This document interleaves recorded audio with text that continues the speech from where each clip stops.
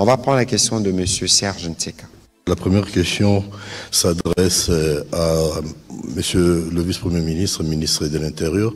En lisant en diagonale ce texte, moi j'ai une petite inquiétude, quelque chose qui n'apparaît pas dans les textes, mais je me dis, on a fait obligation à la RDC de parler avec M23 et AFC, et aussi de désarmer les forces résiduelles qui sévissent de l'autre côté, qui constitueraient une menace pour le Rwanda. Pensez-vous qu'on puisse aboutir à une paix durable tant que le dialogue rwandais ne serait pas organisé à Kigali? Parce que on peut les désarmer. Ils deviendront quoi? Parce qu'ils ils seront citoyens rwandais. Est-ce que cet aspect qui n'apparaît pas m'inquiète un tout petit peu?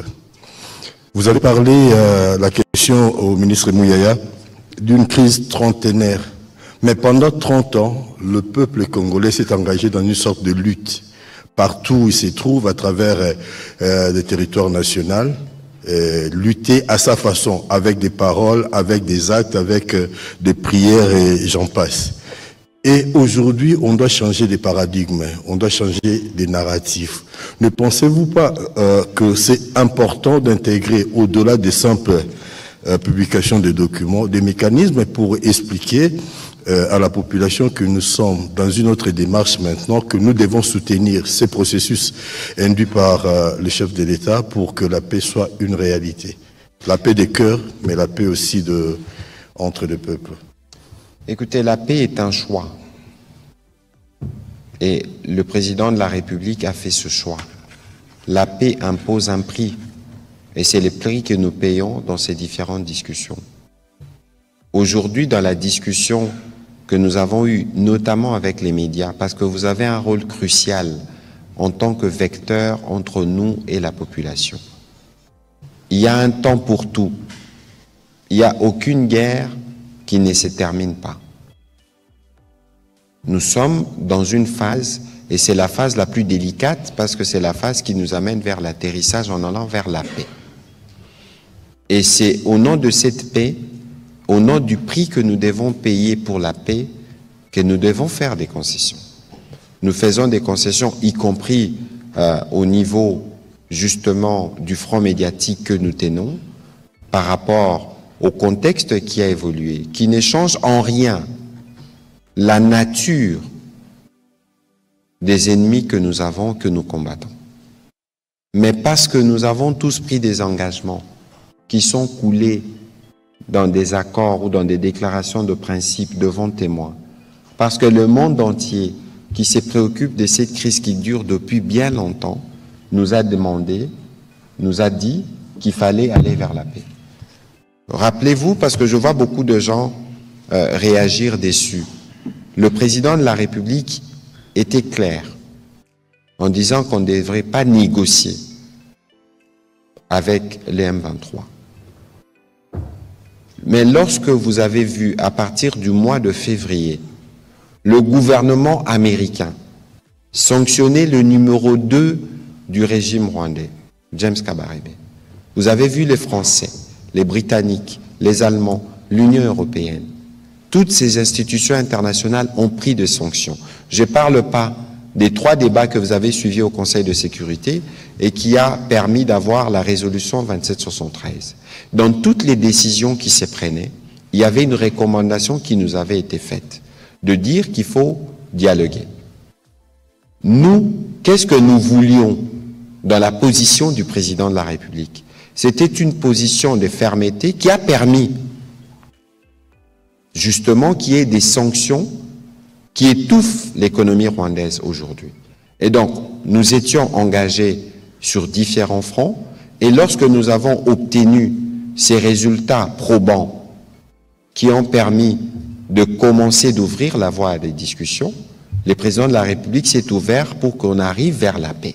Et donc, il faut que tout le monde le comprenne, parce que nous sommes cohérents par rapport à la détermination du président de la République pour mettre fin une fois pour toutes aux agissements du Rwanda. Quelqu'un parlait des causes profondes ici, mais la cause profonde, c'est aussi, entre autres, cette demande qui nous avait été faite à l'époque par la communauté internationale d'ouvrir nos frontières et accueillir. C'est en ce moment-là qu'on a accueilli les réfugiés rwandais, y compris les forces négatives. Et donc, là, aujourd'hui, nous sommes engagés sur cette voie. Et il faudrait que tout le monde, grâce à vous, les médias, que vous puissiez comprendre qu'il faut préparer la population à avoir la paix.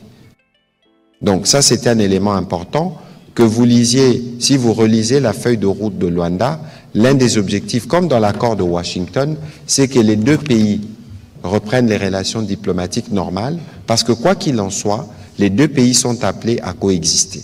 Voilà la géographie, ce qu'elle nous a imposé, et donc nous faisons notre part. VPM, pour votre question. Oui, effectivement, et je vais rebondir sur votre réponse. Donc, vous avez totalement raison de penser que le dialogue, nous devons faire en sorte ou encourager le Rwanda aussi à s'ouvrir vers une voie d'un dialogue interne. Et il y a un lien entre toutes ces questions-là. Et je crois que les documents et les accords, les engagements que nous sommes en train de prendre de part et d'autre va nécessairement nous amener ou les amener, eux, à cela. Le ministre Mouya pour la parole. J'ai deux petites questions pour le VPM, Chabani, et une question en dernier lieu pour vous, monsieur le ministre Mouyaya. Monsieur le VPM, l'accord des principes des Doha fait l'objet de diverses interprétations aujourd'hui. Dans ce contexte, à qui pouvons-nous faire confiance afin d'éclairer la population congolaise? Car une fois nous, journalistes, édifiés, la population le sera aussi. Deuxième préoccupation pour vous, monsieur le vice-premier ministre Chabani.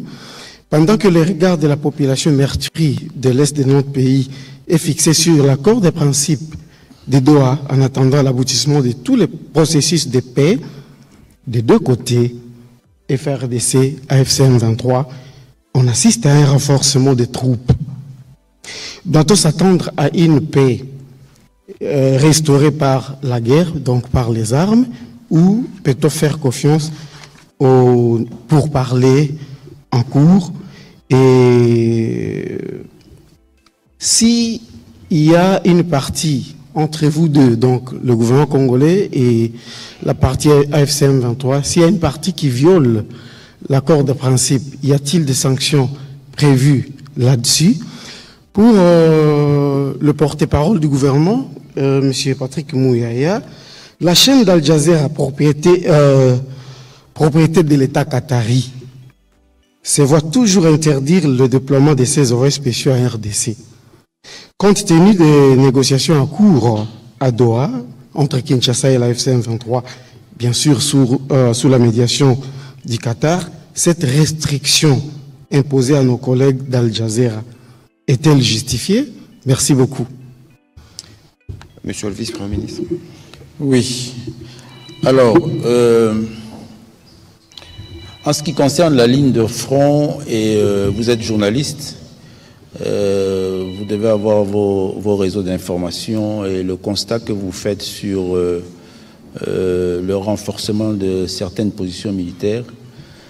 Je crois que c'est des indicateurs qui doivent nous rassurer, qu'il a été important et qu'il est important de suivre une procédure renforcée pour se rassurer que de part et d'autre, les parties prenantes rassurent les uns et les autres de leur conviction à s'engager dans un processus de paix. Je crois que le mot est vraiment celui qu'il faut utiliser, processus de paix. C'est-à-dire que cette paix-là, ce n'est pas une paix qu'on déclare lundi et qu'on réalise mardi, c'est une paix qu'on construit. Et ça sera sûrement la grande facture que la République démocratique du Congo aura à payer, malheureusement après ce que nous sommes en train de vivre, qui est la volonté de certaines personnes, c'est-à-dire que la paix, on va la construire. On ne va pas la construire, même après la signature de l'accord de paix qui sera signé à Doha. Et il faudra que nous, Congolais, nous puissions nous engager dans ce processus-là. Et ça sera un processus qui va nous prendre un certain temps. Donc, lorsque vous arrivez à considérer cela, vous comprenez qu'il faut passer par ces exercices-là. Et c'est pour ça que la médiation, qui a une expertise mondialement reconnue, l'État du Qatar en règlement de conflit, a estimé qu'avant la signature de l'accord de paix, et c'est ça peut-être qu'il faut arriver à expliquer aux Congolais lambda et surtout à nos populations qui sont en train de subir l'occupation de ces forces. La médiation a estimé qu'on ne pouvait pas aller directement à l'état actuel des choses vers un accord de paix sans amener les parties à affirmer, réaffirmer et à accepter, à considérer la nécessité de cette paix et le fait que la paix à l'état des choses actuelles ne peut s'établir qu'à travers un processus et un processus dans lequel les parties s'engagent. Et c'est pour ça qu'on passe par une déclaration de principe et qu'on va arriver très bientôt à un accord de paix. Et l'analyse du terrain, comme vous le faites au niveau de la ligne des fronts, doit nous réconforter à accompagner ce processus-là. Et je crois que c'est aussi le travail du cinquième pouvoir que vous êtes, les médias, du quatrième pouvoir, les médias que vous êtes, à accompagner pour que ce processus-là soit compris de part et d'autre. Vous devez savoir que même ceux qui sont sur la ligne des fronts de part et d'autre vous suivent. Donc vous avez ce rôle-là majeur à jouer. Alors, violation de... Il n'y a pas clairement dans la déclaration des principes un mécanisme de violation, mais il faut savoir que nous sommes dans un processus de couvert ou qui suit les principes du droit international. Donc, personne n'est ici un électron libre et c'est pour ça que nous passons par ce mécanisme de médiation et de facilitation. Et je crois que c'est l'occasion aussi pour moi de remercier tous ceux qui participent à concourir à ce que la paix soit retrouvée en République démocratique du Congo. Donc, il y a toujours un moyen ou un autre au niveau de ce système, de cette communauté internationale, de faire, même diplomatiquement, pression sur l'un ou l'autre pour que l'objectif recherché par tous, qui a fait l'objet aussi de résolutions du Conseil de sécurité, soit respecté. Et je crois que c'est ça qui fait que, tant bien que mal, c'est pas facile toutes ces discussions, tant bien que mal, nous sommes en train d'avancer et la paix, elle est là au bout du tunnel, nous allons y arriver. Voilà, avant que je ne réponde à la question spécifique que vous m'avez posée, vous aviez dit quelle interprétation devons-nous suivre? Il faut faire attention et c'est pour ça que nous insistons. C'est pas nous qui devons venir de manière quotidienne auprès de vous et vous dire lisez ceci, comprenez ceci. Nous vous disons et nous faisons un effort à notre niveau pour mettre des textes à votre disposition pour que vous puissiez le lire, le relire. Et ces textes, il ne faut pas le lire dans un cadre isolé. Ce soir, je vous en ai parlé de 5.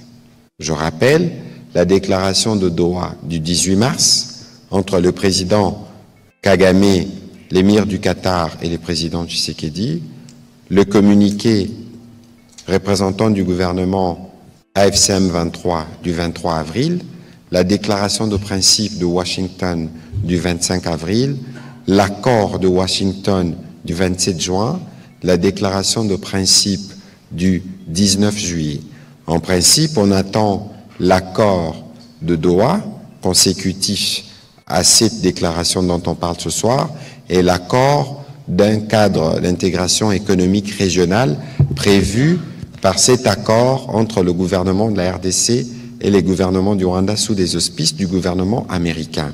Et lorsque vous avez tous ces textes avec vous, il faut avoir la Constitution, il faut avoir la résolution 2773, il faut avoir la charte de l'Union africaine, la charte des Nations unies et d'autres instruments pertinents. C'est ce qui va vous permettre d'avoir une compréhension générale. N'oubliez pas, le VPM l'a dit tout à l'heure, que c'est une crise qui dure depuis 30 ans et que nous sommes dans une phase d'atterrissage pour arriver à une paix que le président de la République veut durable et définitive. Donc c'est un processus de construction qui requiert que vous, les médias, puissiez aider. Heureusement que ce soir ou aujourd'hui, on a rencontré les organisations professionnelles qui vont s'engager avec nous à faire ces chemins. Donc c'est dire que nous aurons régulièrement des occasions d'échange pour que, à partir de vous, les peuples congolais puissent être édifiés. Sur votre question spécifique concernant Al Jazeera, d'abord, il ne faut pas lier les deux. Ici, c'est des mesures administratives que nous avons prises contre un manquement avéré. Je rappelle que Al Jazeera avait utilisé une chercheuse notoirement reconnue pro-rwandaise pour faire une interview sur les territoires congolais sans accréditation, sans autorisation, alors qu'elle dispose en République démocratique du Congo d'une équipe de journalistes accrédités. Nous avons fait notre part, le CESAC a fait sa part. Il existe des mécanismes qui permettent de traiter ce genre de cas. Il faut bien, si nous sommes saisis, nous pourrons l'analyser pour voir dans quelle mesure la sanction pourra être enlevée. Mais ici, c'est un rappel justement de la responsabilité de tous les médias sur le fait que dans la couverture d'une crise comme celle-ci, vous devez toujours vous rassurer que vous restez dans les lignes tracées par la profession et n'est pas tombé dans la propagande, ce qui était le cas de la chercheuse qui a été utilisée. On va prendre la prochaine question de M. Patrick Ilunga et Serge Seka se prépare.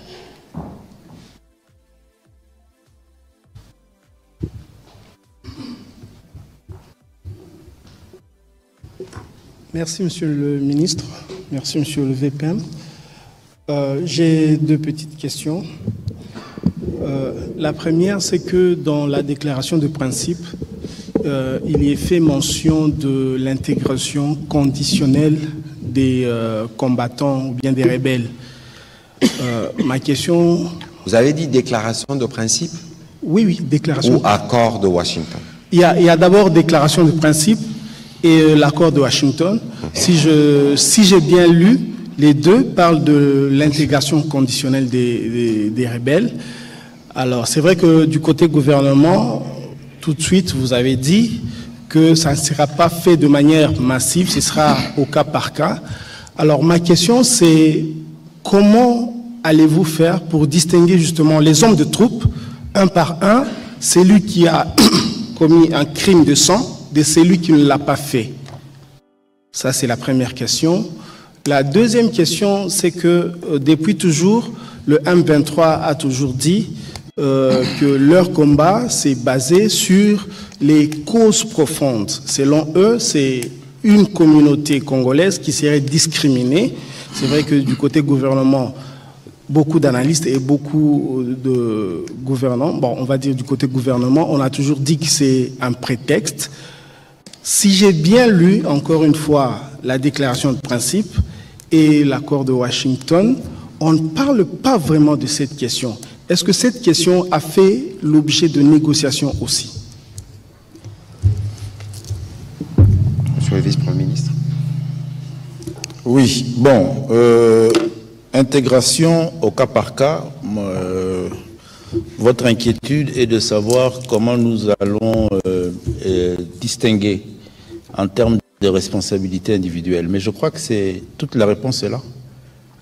C'est parce qu'il y a cette inquiétude-là, il y a cette nécessité-là aussi de savoir qui